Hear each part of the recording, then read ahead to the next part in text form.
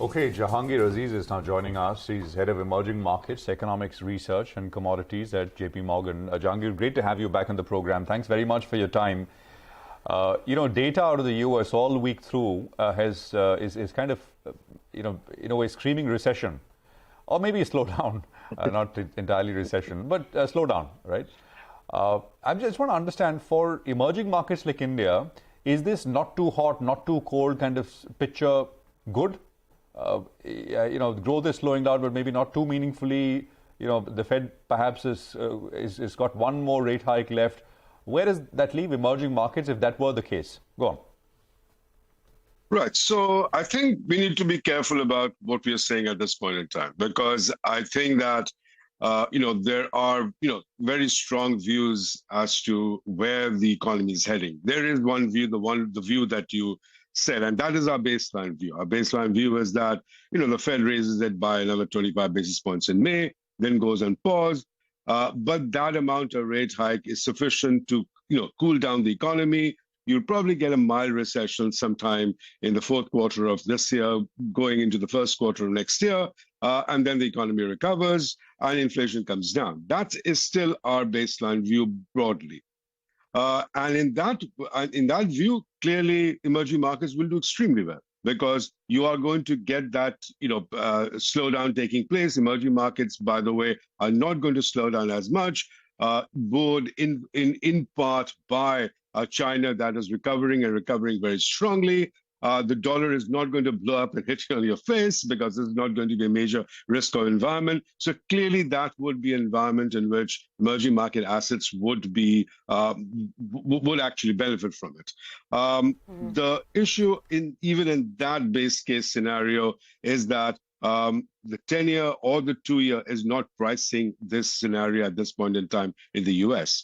So if you look at the 10-year, the December numbers are probably around 4 at this point in time. So I think they're not the December numbers. The rate cuts that the U.S. market is pricing is taking the Fed funds rate to 4, and that's not what we see. There will be some Fed cuts taking place in the fourth quarter, the first quarter, but nothing close to what the market is pricing.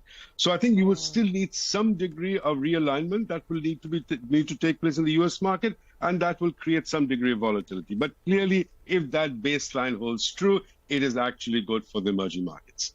But then there are two other things that can happen, risk scenarios. One is what you started by talking and then step back, which isn't everything screaming recession right now. And that view holds that, look, the amount of rate hikes that were done is already creating damage. You are just not seeing it in the data, because the data is still more or less of the first quarter's data, which was a very, very strong quarter. And in the next few months, you are going to see very damaging numbers coming out, which will basically suggest that U.S. goes into a recession in the near term. In that world, even in that world, I don't think emerging markets by themselves get into too much of a turmoil. Obviously, there will be some negative impact, because that scenario, you are going to get a recession, but then you are going to get a recovery taking place, let's say, by the fourth quarter of this year itself. I think there is the third scenario, and this is the scenario which we have been talking about for quite some time. It was quite popular about a month back, but then everything died down after the banking sector stress. And that scenario stress is that none of this has had sufficient impact to bring down inflation. Inflation is still very sticky. We haven't seen any of that impact being felt in the labor market, i.e. that the Fed will go on to a pause after May, but that pause will have to be reversed and will be stopped out of it, and the Fed will have to retighten to a much higher level, and that is the one which will create a serious recession in the US, which will have significant impact on emerging market, because that will essentially be a global recession. So take your pick. Okay, but is that your base case, that there'll be a pause and then there will be a resumption of the...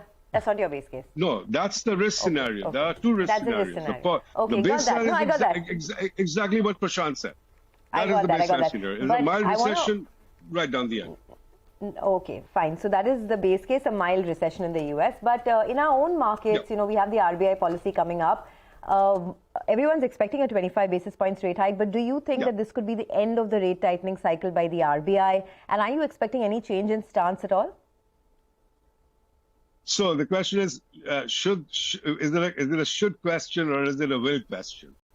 So I think if you wanted to take in terms of should the RBI pause, most likely, as Lata was just saying, that most likely you should not be pausing. You have core inflation at 6% that has been stuck at 6% for a long period of time. Whatever relief we thought we would get from crude oil prices, that's gone out of the window.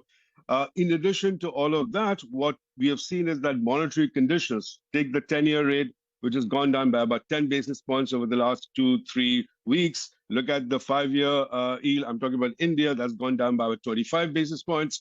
So monetary conditions have actually eased when the RBI is trying to tighten policy to cool down inflation. And therefore, RBI probably has more work to do.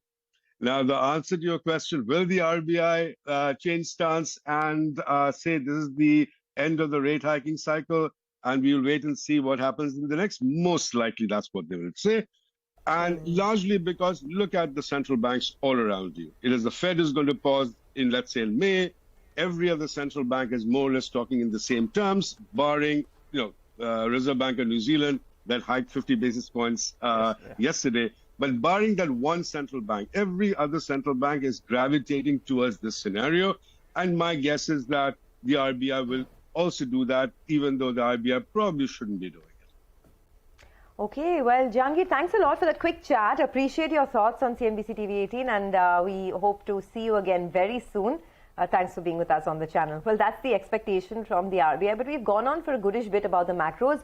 Let's drill it down to the micros because so many companies have given corporate updates. So more on that coming up with our entire research team in just a bit. Stay tuned.